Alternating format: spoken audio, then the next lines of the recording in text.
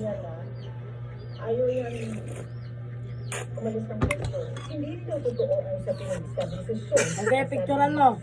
Picturean mo, tingnan ko. May aso na sa Nova Plaza. Kakaiba. Kakaiba ang Nova Plaza, may aso.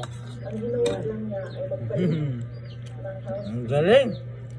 at ng President ng Senate at gumawa ng ICI. Pero hanggang ngayon, wala nananagot. Hindi siya reliable dahil ang pangulo din ang gumawa. Sinusubukan pa namin makuha ang panig ng palasyo sa mga sinabi ng visit. Tungkol naman sa pagpapabawi ng goods and resistance ng Manila sa mga kaso may kinalaman sa issue ng overprice na pagbili ng medical supplies mula sa family ng Duterte administration para daw ma-review ang tiyak na malakas na kaso. Sagot ng vice, bakit yung pag-iimbestiga? Bakit hindi iimbestigahan? Yan na, isa ka, para kang ano ako. Para hindi magulang ano mo, ginagawa mo. Yung kwento sa korupsyon. Bakit hindi nilalabas lahat ng mga insidente o mga luwain? Kaya natin nasasabi lahat na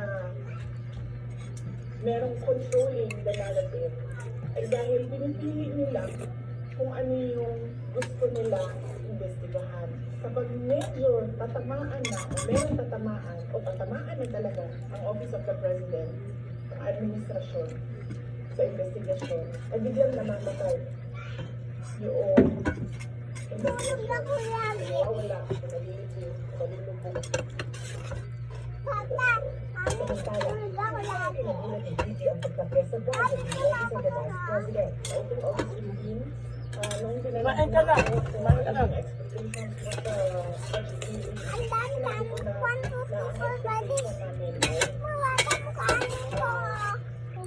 Alam mo, konti lang kanin mo, pero the Office of the Vice President. Dahil sinabi ko at the time, it's the same administration. wala ka kinakain, baka hindi dadami yan. Hindi dadami yan. Hindi dadami yan. Wala ka kinakain. Characters. Kahit anong binabisi sa pababaw ng ICC, sa hiling ni Engineer Luis ng kanyang ama na si dating Pangulo Vico Duterte. I have a comment on that, but I really Kumain ka kanin. Bisa ba, hindi ba expired?